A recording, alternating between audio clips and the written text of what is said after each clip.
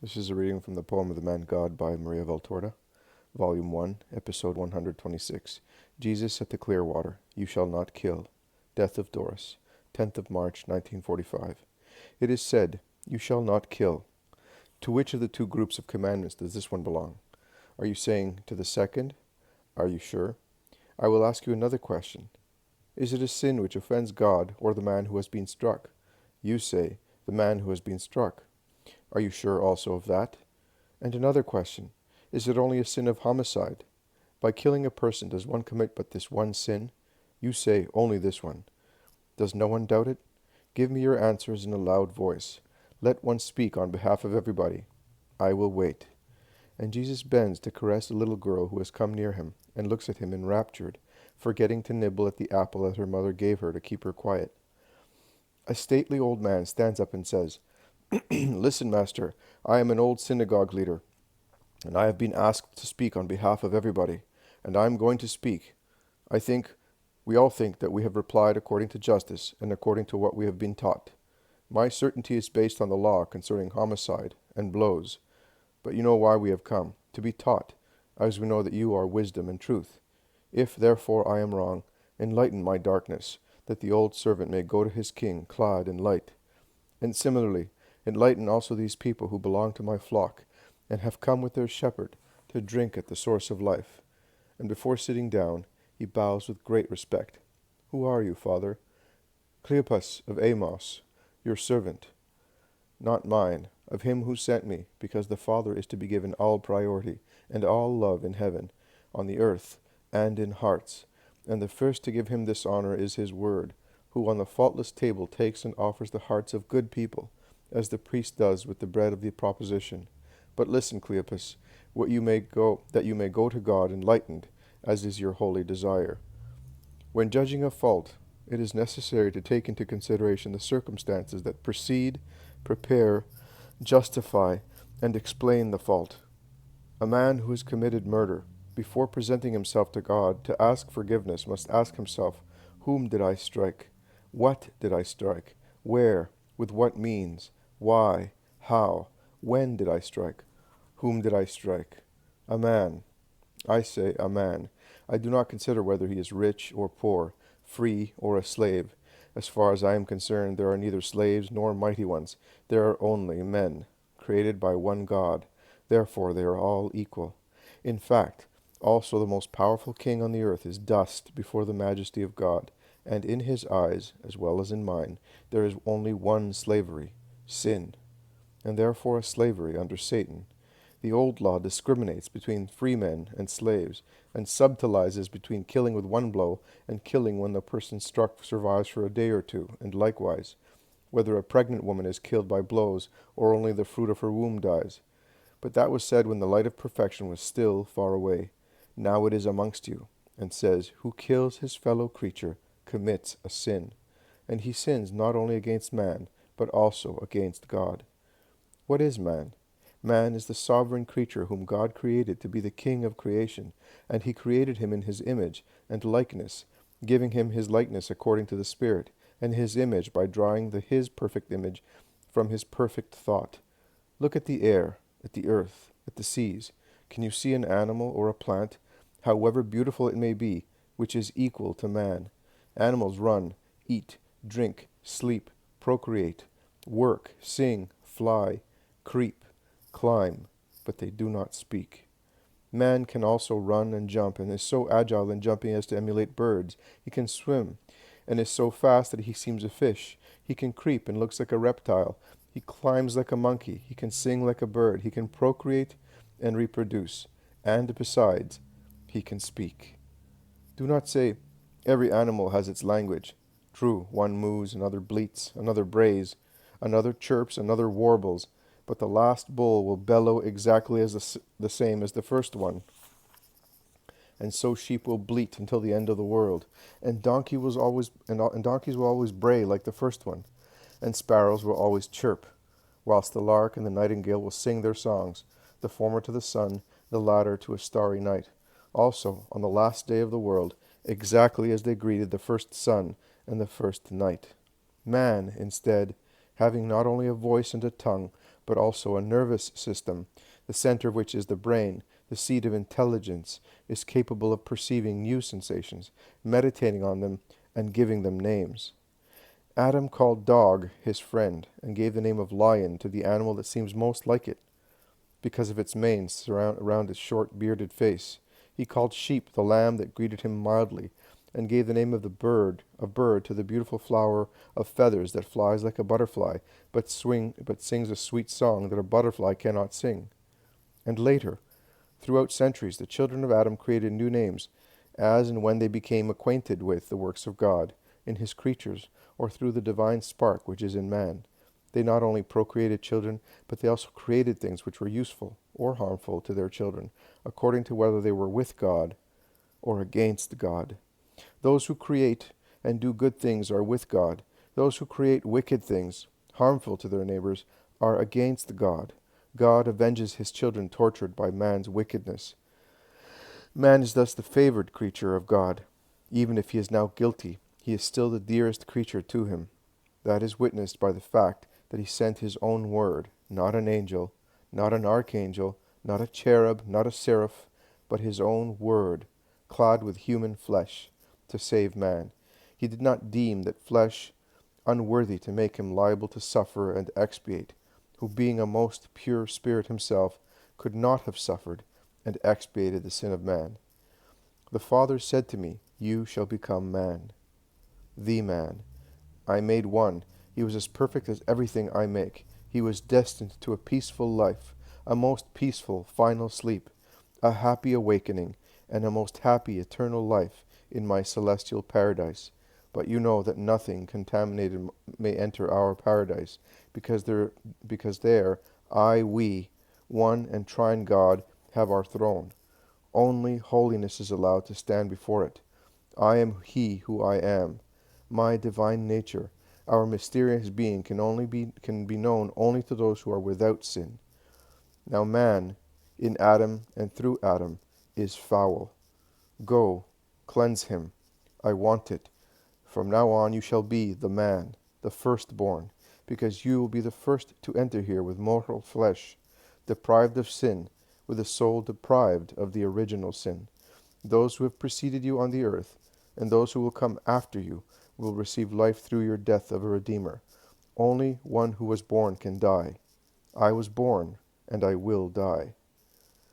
Man is the favored creature of God. Now tell me, if a father has many children, but one is his darling, the apple of his eye, and that one is killed, will that father not suffer more than he would have suffered if another son had been killed? That should not happen, because a father should be just to all his children. But it happens, because man is not perfect.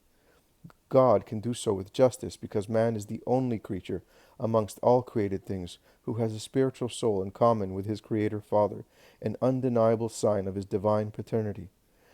If one kills the son of a father, does one offend only the son? No. One offends also the father. One offends the son in his flesh, and the father in his heart. Both are wounded. By killing a man, does one offend only the man? No. Also God, man in his flesh, God in his right, because life and death are to be given and taken by him only. To kill is to do violence to God and to man. To kill is to enter God's domain. To kill is to go against the commandment of love. Who kills does not love God, because he dissipates one of his works, a man. Who kills does not love his neighbor, because he takes away from his neighbor what a murderer wants for himself, life. I have thus replied to the first two questions. Where did I strike? One can strike in the street, in the house of the person assaulted, or by luring the victim to one's own home. One can strike either one or another organ, causing a more severe pain, or committing 2 homicides in one day by striking a woman whose womb is bearing its fruit. One may strike in the street, unintentionally. An animal that gets out of our hands may kill a passerby, in which case there is no premeditation. But if a man, armed with a dagger, and wearing refined, dissembling clothes, goes to the house of his enemy, and often an enemy is a person whose only fault is to be better, invites him to his own house under the pretext of honoring him, and then cuts his throat and throws him into a well, then there is premeditation, and his guilt is complete in malice, ferocity, and violence. If I kill a mother and her child, then God will ask me to account for 2 deaths, because the womb that gives birth to a man according to the commandment of God is sacred, and sacred is the young life that grows within it, to whom God has given a soul. By which means did I strike?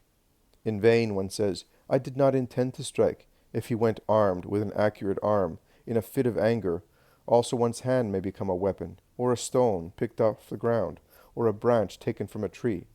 But who inspects his dagger or an axe with cold determination, and sharpens it if he thinks that it is not sharp enough, then conceals it safely on his body, so that, although it may not be seen, it may be easily grasped, and being thus ready, goes to his enemy, cannot certainly say, I did not intend to strike. Who prepares a poison, picking poisonous herbs and fruits, makes a powder or drink with them, which he then offers to the victim as spices or as cider, cannot certainly say, I did not want to kill. And now listen, you women, tacit, unpunished murderesses of so many lives.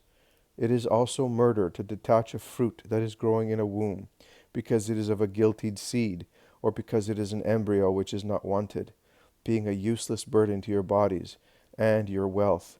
There is only one way not to have that burden, by being chaste. Do not join homicide to lust, violence to disobedience, and do not think that God does not see, simply because man does not see. God sees everything and remembers everything. You ought to remember that too. Why did I strike? Oh, for how many reasons. The sudden mental turmoil which causes in you a violent emotion, such as finding your nuptial bed polluted, or a thief at home, or a dirty fellow intent on doing violence to your young daughter. The cold, premeditated planning to get rid of a dangerous witness, of someone who encumbers your way, or of someone at whose position or purse you aim. Those are some of the many reasons. And if God can still forgive who in a painful derangement becomes a murderer, he will not forgive who becomes such through lust for power or for men's esteem. Always behave properly, and you will fear nobody's eye or word. Be happy with what you possess, and you will not aspire to other people's property, to the extent of becoming murderers in order to have what belongs to your neighbor. How did I strike? Being pitiless also after the first impulsive outburst. Sometimes man cannot control himself, because Satan throws him into evil, as a slinger hurls a stone. But what would you say of a stone which, after reaching its target, should fly back by itself to the sling, to be hurled again and strike once more? You would say, it is possessed of a magic hellish power, and such is man, when after the first blow he strikes a second, a third, a 10th time, with unbridled ferocity. Because wrath abates, and reason takes over after the first outburst, if it is an outburst caused by a justifiable reason, whereas ferocity increases the more the victim is struck by a genuine murderer, that is, by a Satan, who does not feel and cannot feel pity for a brother because, being Satan, he is hatred personified. When did I strike? During the first outburst? After it had subsided, pretending I had forgiven, whereas my grudge grew more and more? Did I perhaps wait for years before striking, to cause double pain by killing the father through his children? You can see that by killing, one offends the first and second group of commandments, because you unduly claim the right of God, and you oppress your neighbor. It is therefore a sin against God and against your neighbor. You do not only commit a sin of homicide, but you commit a sin of wrath, of violence, of pride, of disobedience, of sacrilege, and sometimes, if you kill to steal a position or a purse, of greed. I will only mention this now, and I will explain it to you in greater detail some other day. One does not commit homicide only by means of a weapon or poison, but also by slander. Meditate on that. I also say to you, the master, who striking a slave does it cunningly, so that he may not die in his hands, is twice guilty. A slave is not money of his master, he is a soul of his God, and cursed be forever who treats him worse than a bull. Jesus' eyes sparkle with majesty, and his voice thunders.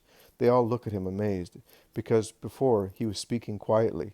May he be cursed, The new law repeals that hardness which was still justice, when in the people of Israel there were no hypocrites who pretend to be saints and sharpen their wits only to take advantage of the law of God or elude it. But now that Israel is overflowing with such vipers, for whom all caprices are lawful when it suits them, the miserable mighty ones whom God looks at with hatred and disgust, I say it is no longer so. Slaves fall in the fields or at the millstones. They fall with fractured bones and with nerves laid bare by scourges. They accuse them of false crimes, so that they may strike them and just justify their diabolical sadism. They even make use of God's miracles as an accusation to have the right to strike them. Neither God's power nor a slave's holiness convert their wicked souls. They cannot be converted. God will not enter a soul glutted with evil, but God sees and says, "It is enough." There are too many Cains who kill the Abels. And what do you think, you foul sepulchres, whose outsides are whitewashed and covered with the words of the law, and in whose insides Satan dominates as a king, and the most cunning Satanism flourishes? What do you think, that only Abel was Adam's son, and that God looks benignantly only at those who are not slaves of man, and that he refuses the only offer that a slave can make, his honesty seasoned with tears? No, I solemnly tell you that every just man is an Abel, even if he is laden with fetters, even if he is dying on the furrows, or bleeding because of your scourging, and that all the unjust people are Cains, who out of pride, not out of true veneration, give to God what is contaminated with their sins and stained with blood. Desecrators of miracles, desecrators of men, murderers, impious people, out! Away from my sight. Enough. I say enough, and I can say that because I am the divine word, who translates the divine thought. Away. Jesus, standing on the rough platform, is so imposing as to be frightening. With his right arm outstretched out towards the door, his eyes like two blue flames, he seems to be striking by lightning the sinners present. The little girl at his feet starts crying and runs to her mother. The disciples look at one another amazed, and they look to see to whom the diatribe is addressed. Also the crowd turns round and look inquisitively. At last the mystery is clarified. At the other end of the room, outside the door, half hidden behind a group of tall countrymen, Doras appears.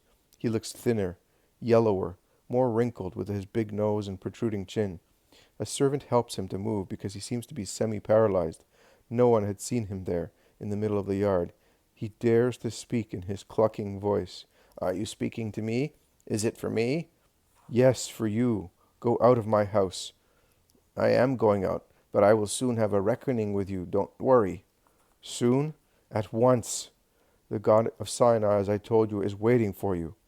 And you too, baleful fellow, because you are the cause of my infirmity and of the noxious animals in my land. I will see you again, and it will be a joy for me."